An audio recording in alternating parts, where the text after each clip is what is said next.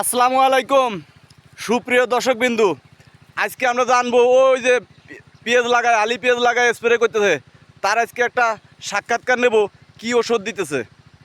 তার আগে সম্পূর্ণ ভিডিওটা দেখেন, আর যদি আপনি আমার চ্যানেলে নতুন হয়ে থাকেন তাহলে আমার চ্যানেলটা সাবস্ক্রাইব করে দিবেন।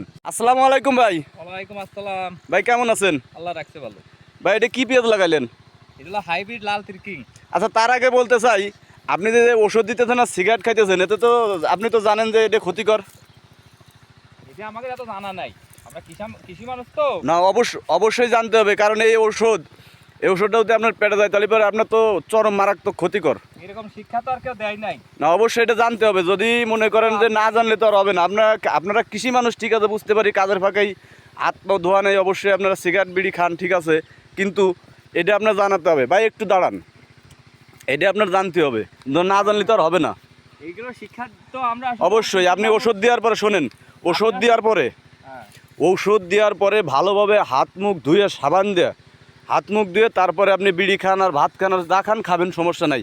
শোনেন, আপনার কাছে একটা জিনিস জানতে চাইছি, এদিকে আসেন। বলেন, আপনি বলেন, আমি ওষুধ দেই। না, একটু সময় দেন।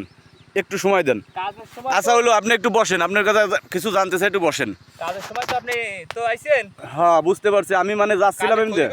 না, একটু দাঁড়ান, মানে যাচ্ছিলাম এমনিতে, তো আপনার ওই ওষুধ দিয়া দেখে আসলাম যে পেঁয়াজ লাগাইছে বোধ হয়। এটা কি পেঁয়াজ লাগাইছেন? এটা লাল তির হাইব্রিড। লাল তীর হাইব্রিড অফিস না লুজ? যার কাছ থেকে বীজ আনছে সে কইছে অফিসিয়াল বীজ, ওরা নিজেরাই করে, ও ভালো জাতের বীজ। হ্যাঁ, লাল তীর যদি প্রথম ডোজ হয় তাহলে পরে ইনশাল্লাহ ভালো হবে জানা মতে। তো আপনি কতটুকু বই লাগাইছেন এই সাথে একসাথে? এই সাথে 5-6 পাখি তো লাগাইছি, 22 পাখি। 5-6 পাখি 22 পাখি ইনশাল্লাহ লাগাইছেন। তো লাগাইছেন খুব সুন্দর করে, খুব সুন্দর লাগানো হয়েছে। আবার আপনার আলিও তো অনেক সুন্দর হয়েছে। এ কত দিনের আলি ভাই? এটা লোকে আজ 42 দিন পর। 42 দিন বয়স। এত সুন্দর আলি এত তাড়াতাড়ি কীভাবে বানালেন আপনারা? ভাই এইটার বাড়ি থাকি। এইটার বাড়ি থাকেন? দেখেন সুপ্রিয় দর্শকবিন্দু, এই দেখেন আমার এই ভাই কত সুন্দর আলি জন্মাইছে আর পেঁয়াজ লাগা দিছে।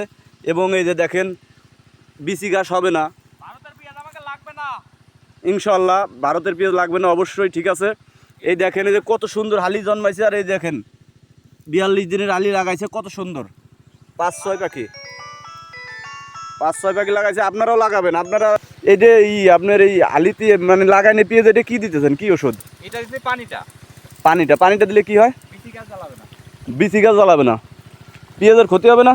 না, পেঁয়াজের কোনো ক্ষতি নেই। আগাছা দমন, মানে এই জ্বালাবে না। জ্বালাবে না বিসি গাছ জ্বালাবে না। এই পানিটা দেবেন আপনাদের পেঁয়াজের বইতে, আপনাদের পেঁয়াজের বইতেও ঘাস জ্বালাবে না, বিসি গাছ জ্বালাবে না।